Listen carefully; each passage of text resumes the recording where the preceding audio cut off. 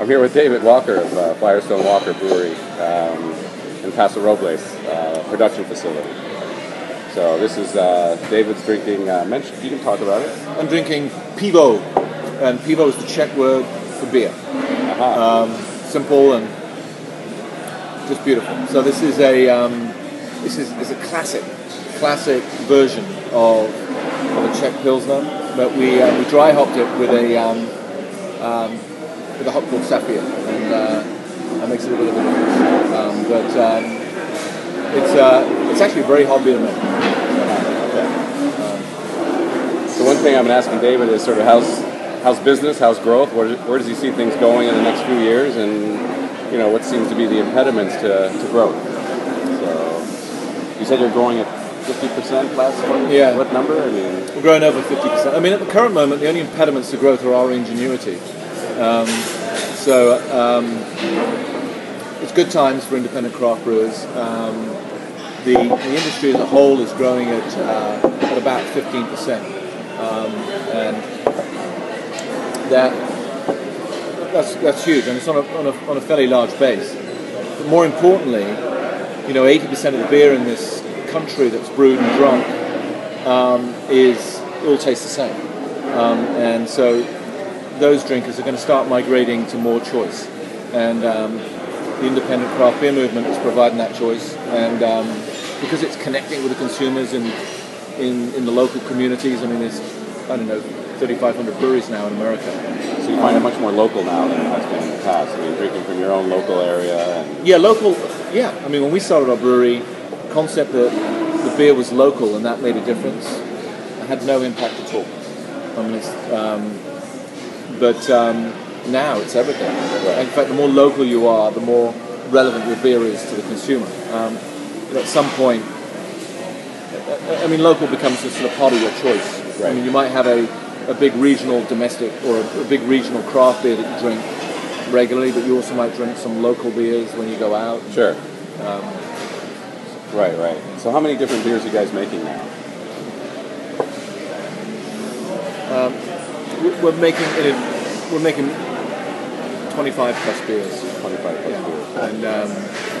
And obviously some of them we're making very small amounts. And then actually, if you add in the beers that we're making at the barrel works, it's probably another 20 there. So. I see. So want to explain a little bit about the barrel works and sort of what the higher end beers you're making? Well, we started out fermenting our beer in oak barrels, and so we always had this romance and this relationship with wood, and we took it to the next level when we started aging in wood, aging in bourbon barrels. So beers like Parabola and Sticky Monkey and Velvet Murky were all aged in bourbon barrels, and then we took it yet another step further and started making wild ales and fermenting them, going through secondary fermentation in various barrels, all used with their own funk associated with it. So those all have different flavors, different all tastes, have different dynamics. The way that the wood and the yeast and the stage in the process, the stage of development the beer's going through in each three of those processes is different. DBA is primary fermentation, the barrel aging is conditioning, it's aging in those barrels, and then we're looking once again for secondary and wild fermentation of sour beers. I see. And so, what percent of sales are sort of these higher end versus less than 5%? The famous 805, of course. Well, so 805, the famous 805, is now about 45% of our sales. Yeah. It's been a huge surprise. Right. And then I noticed, as you can see, we have the can of 805 here, and I was asking David earlier about switching from bottles to cans. Very interesting description of what's going to happen going from bottles to cans. Well, from a brewer's standpoint, the can is a much better vessel to serve beer in than a bottle. A couple of reasons. Keg is first? Or keg is first. Keg is first. Beer likes beer.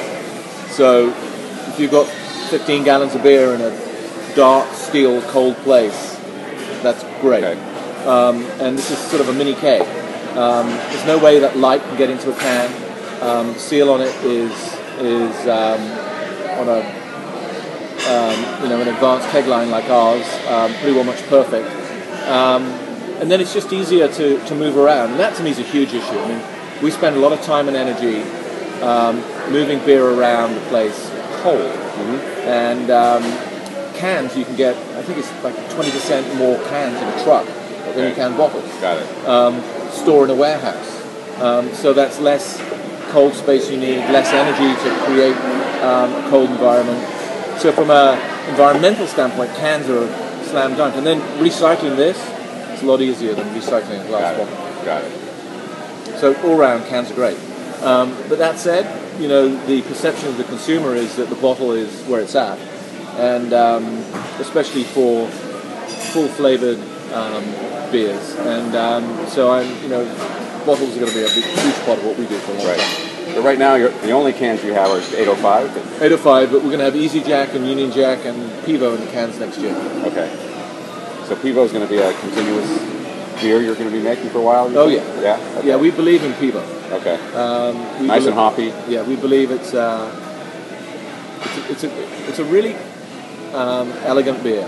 And if there's one thing that we do as a brewer, is we really look to make balanced, approachable, drinkable beers. We're not going to shock you with a beer that is, some sort of concoction that no one's ever encountered in a beer glass before. Right. Yeah. That's really not our shtick. I mean, other brewers will do that, and best of luck to them. We're out to make, beautifully balanced classic styles, and this is one of the great styles of beer. I mean, arguably the most popular style of beer in the world. Pilsner. Pils, yeah. And if we can make it in the traditional way it was made, in a way that we think is better than most Pilsners you can get in the market today, then we're going to do it. Right.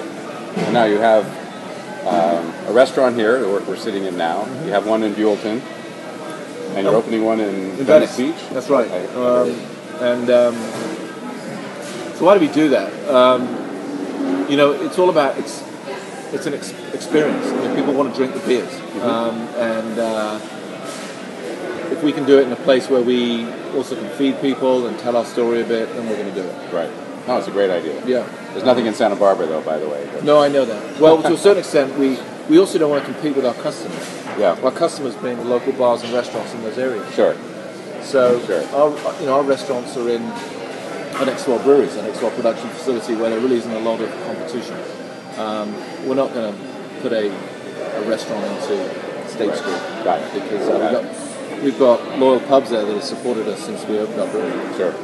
No, that's right. That's great. Anyway, I just wanted to say thanks to David. It's a pleasure being here. Cheers. Enjoy the beer. Thank